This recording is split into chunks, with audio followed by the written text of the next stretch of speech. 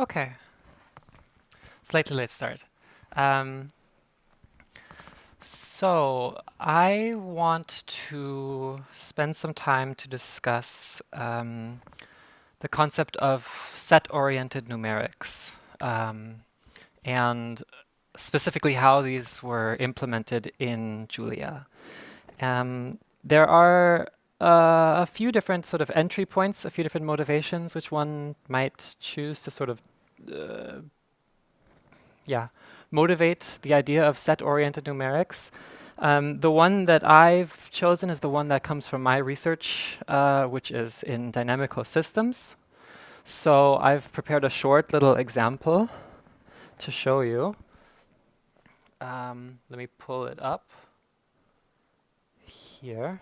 And now you need to tell me if something is too small to see. Yeah.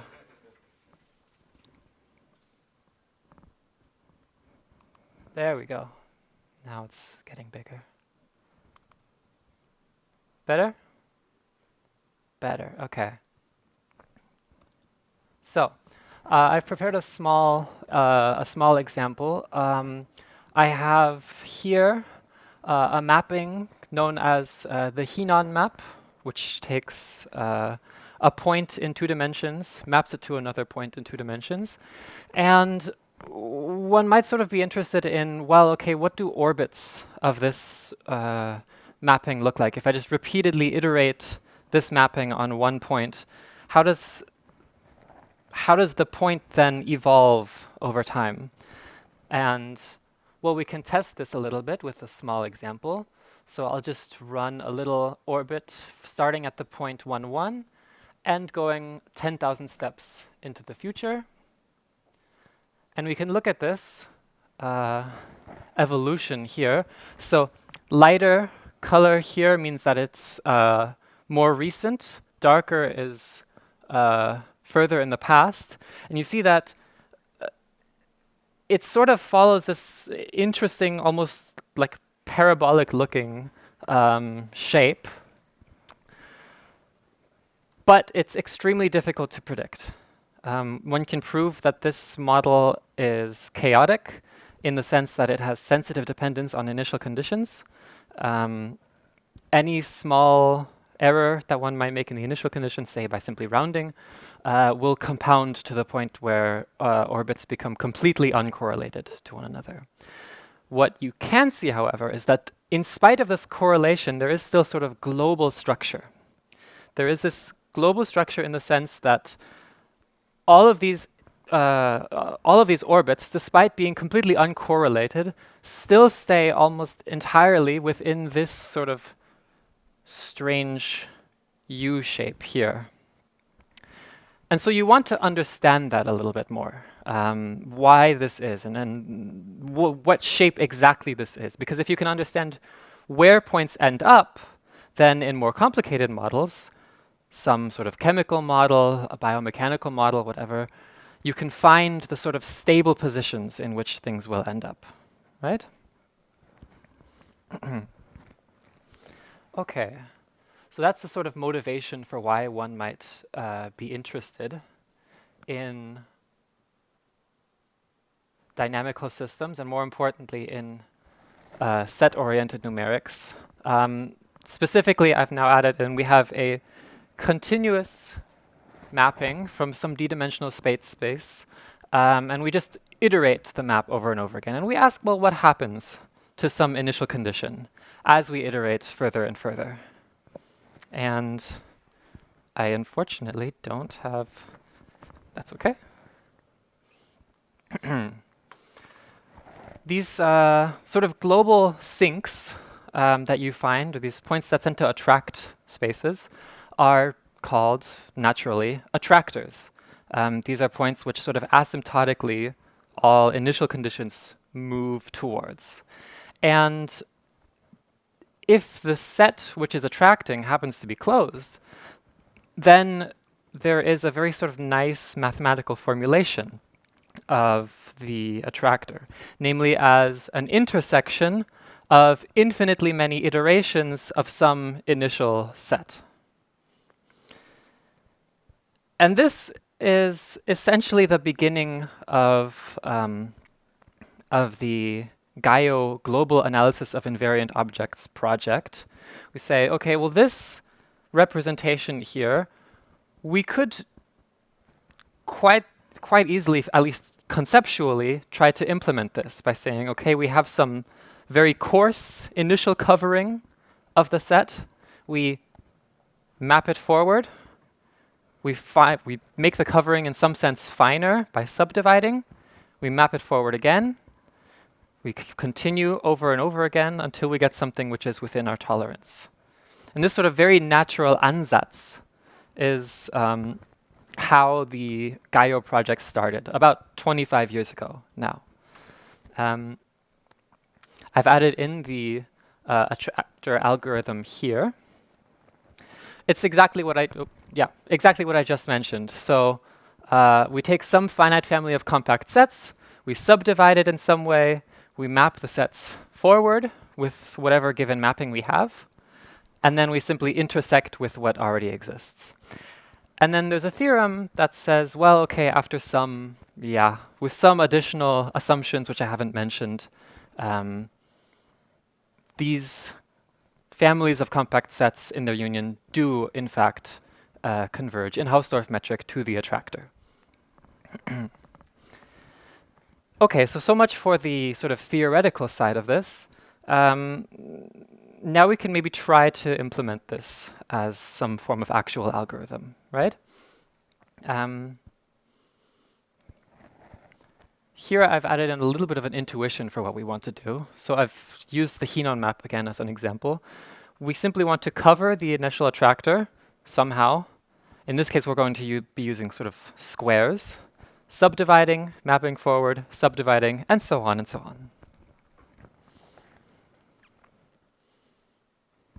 Now, in order to do this, we want to sort of understand images of sets. So we're taking a function which is defined on points. We're now trying to understand what the image of a function on a set is. So we need some way to sort of compute this, right? Well, the easiest possible way that we could, try to implement this, maybe the most naive, but generally speaking, quite successful method, is to simply split the domain up into some grid of hypercubes. Okay? Each hypercube is a simple box, and together they partition up our phase space. And we can sort of use the Julia typing system now to our advantage. We're going to define sort of sets of these boxes by simply taking the existing Julia set objects and using them to store now the indices of our partition. And if we do this, then we already inherit a lot of the simple operations that one might want to use on sets. Intersection, union is something, a subset of another thing, stuff like this is already built in. But we could also do, in some sense, some more fancy things, like being able to sample random points from within hypercubes. We can define ways in which we can cover a set of points with our hypercubes. And this will be how we make our cell mapping algorithm. So the sort of, in some sense, most naive way that one might want to map a set forward would be to just throw some test points into our set, map them forward with our given point map, and see where they land. And whatever boxes make up their landings, we call that the image. And we hope that that is somehow close to the true image, right? So these building blocks are, in that sense, then precisely what we need, and really all that we need, in order to do this sort of cell mapping. We can take a random point, we can map it forward, we can cover that point with some box, and the initial to final box, or the initial to, in some cases, multiple final boxes, is then our cell map.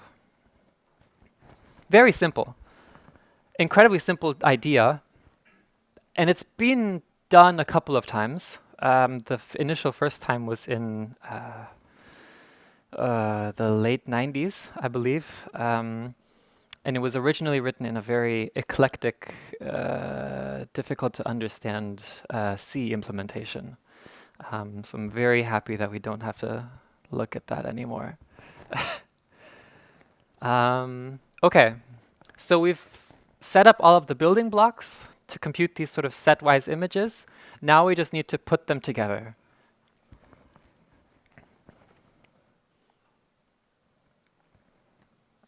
And the method to do so is actually, it's simple enough that we can fit it into this slide. At this point, I'll mention that previous versions of GAIO, like that C version, if you look at the function which simply takes these test points and maps them forward, there would be no way that you could fit this into even 2 slides. It would be terribly ugly.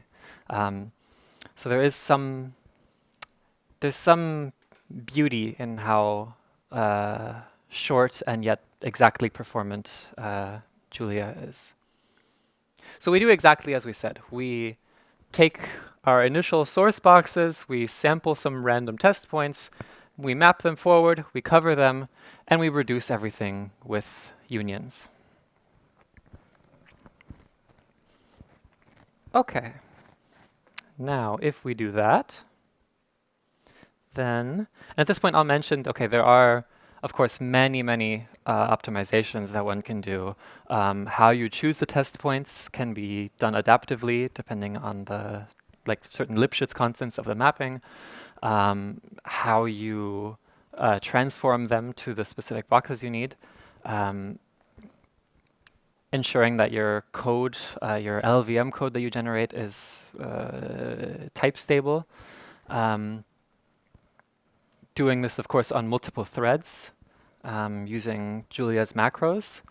And of course, if you're going to do something on multiple threads, there's no reason why you couldn't also do it on a GPU. Okay, there are some reasons why you couldn't also do it on a GPU. But in this case, this is one of those examples where it's so simple that doing it on a GPU is virtually identical. So, I think it's time to try this. This algorithm, which I've added in here, comes from the initial paper from my PhD supervisor's PhD supervisor. So this algorithm was here 25 years ago, and this is the pseudocode which was written for this algorithm, as it was in that initial paper. And this here is the Julia implementation of the pseudocode. Again, there's something so satisfying, at least from a mathematician's point of view, that the initial pseudocode is so incredibly close to the Julia implementation. And this holds true for not just this sort of toy example algorithm, but indeed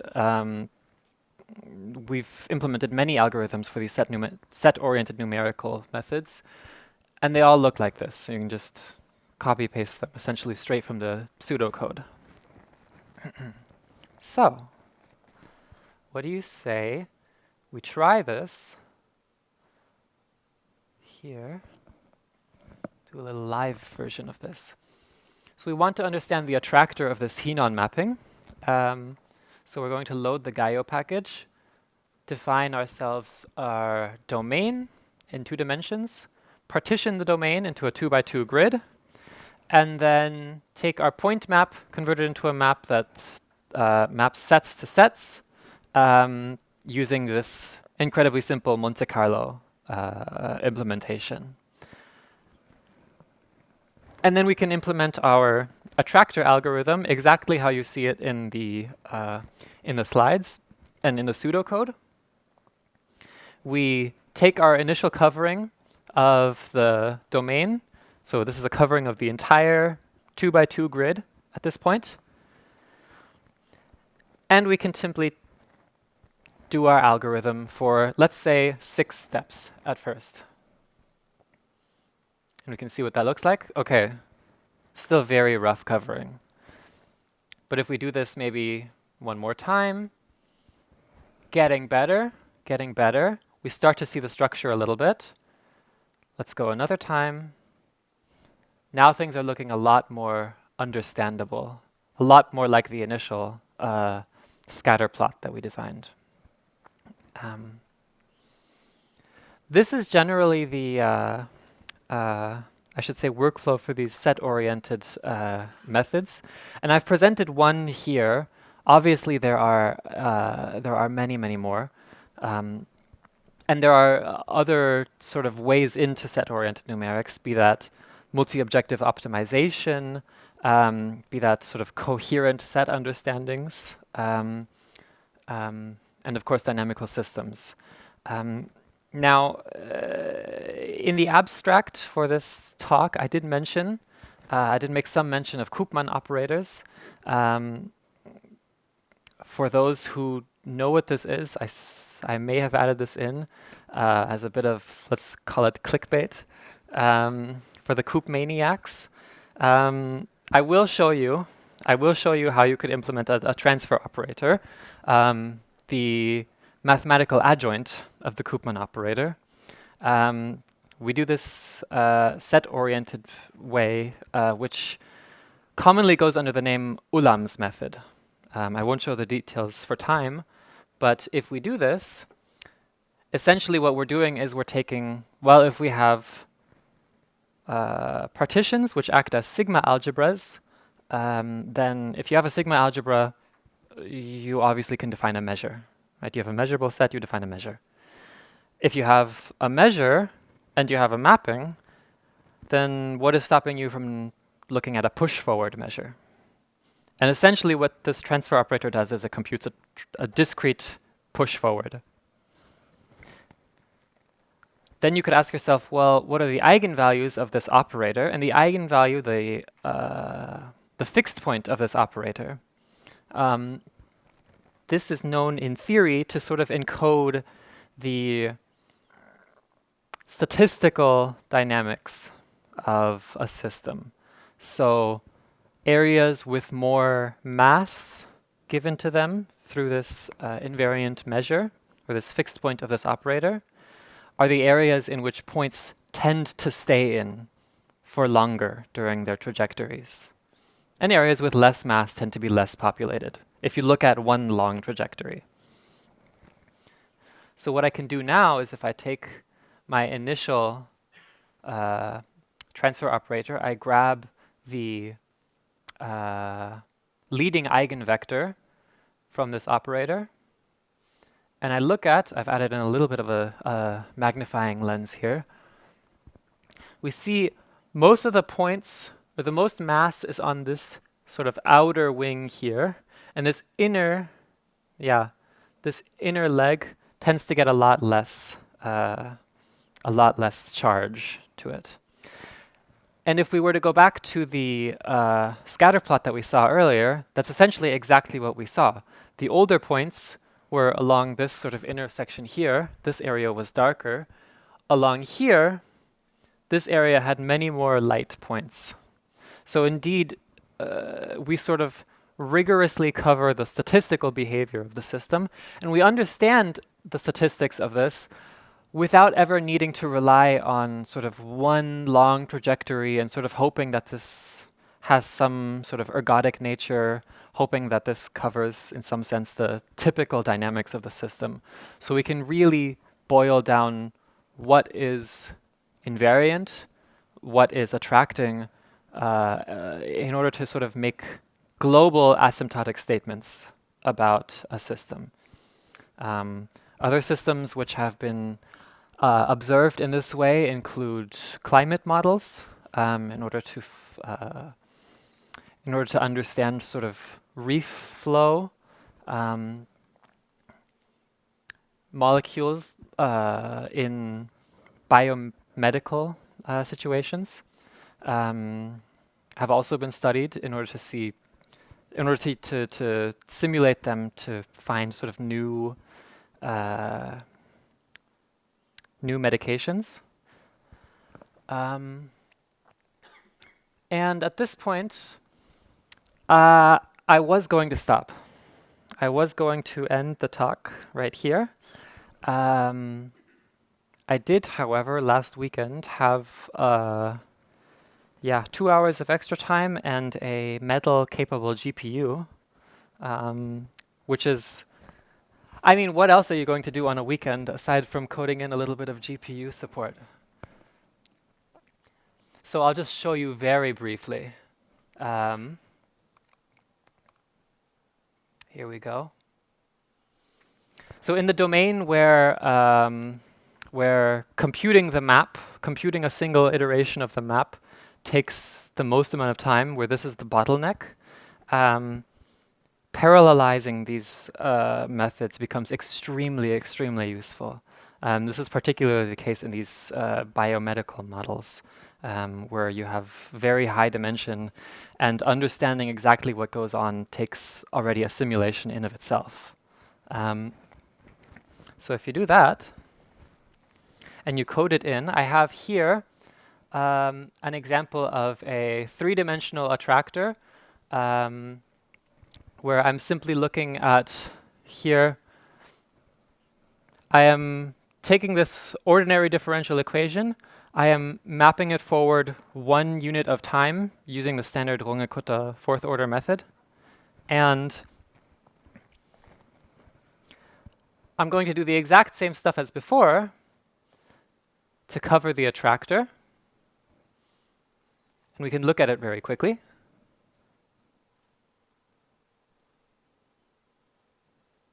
So it has this sort of interesting 4-wing structure. So what happens is points tend to sort of flow along these 2 larger wings, and then they spiral inward. So they flow out and then spiral inward. And of course, you can look at one individual trajectory and say, well, you know, probably most trajectories look like this, but you don't know for sure. So it would be nice to have actual rigorous statistics, and that's what these invariant measures provide. Is they provide rigorous statistics on what exactly the dynamics is in the system. And now I can finally show you if I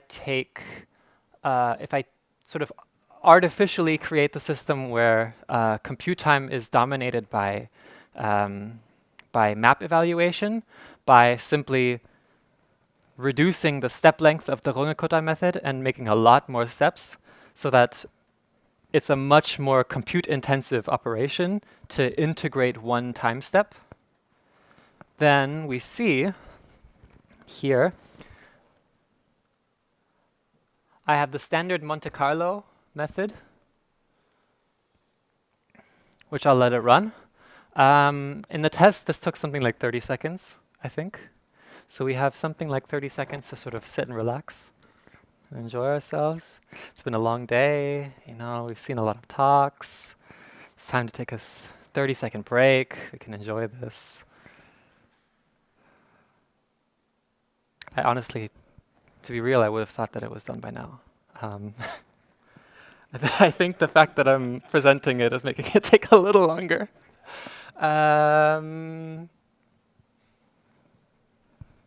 Meanwhile, any questions from the audience? While it's going? Now it's going. Okay, 39 seconds. 39 seconds.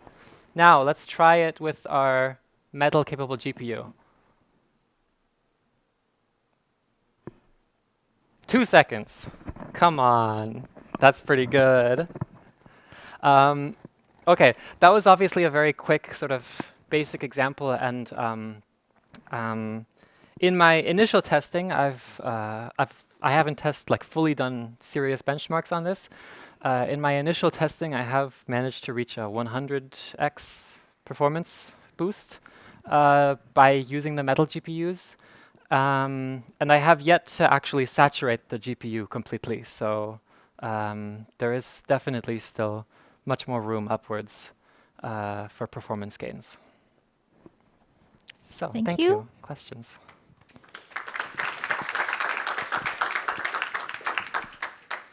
Yeah. Can you explain again how you compute the eigenvalue? The eigenvalues? Yes. Yes.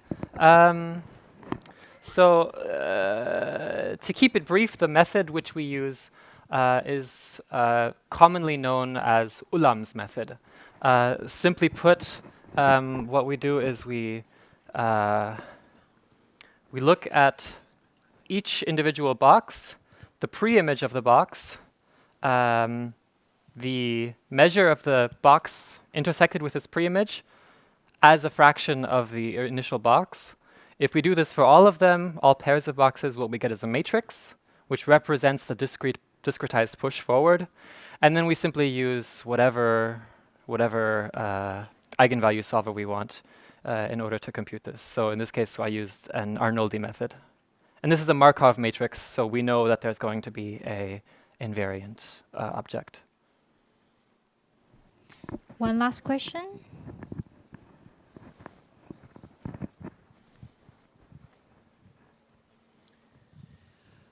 Thanks. What would happen if there were two attractors in your initial box? Mm-hmm. So the short answer is you would see two sets. You would see two sets in the plot. There is so I sort of went very briefly over, or I skipped entirely the sort of assumptions that you have to make on the system in order to have it converge in Hausdorff metric. But there is, at least in the dynamical systems literature, there is decompositions that one can make of a system into these sort of recurrent bits and, in a sense, gradient-like objects where there is no recurrent behavior. So the answer, what would happen if there's two attractors? Well, two attractors would show up and the rest would be gradient-like.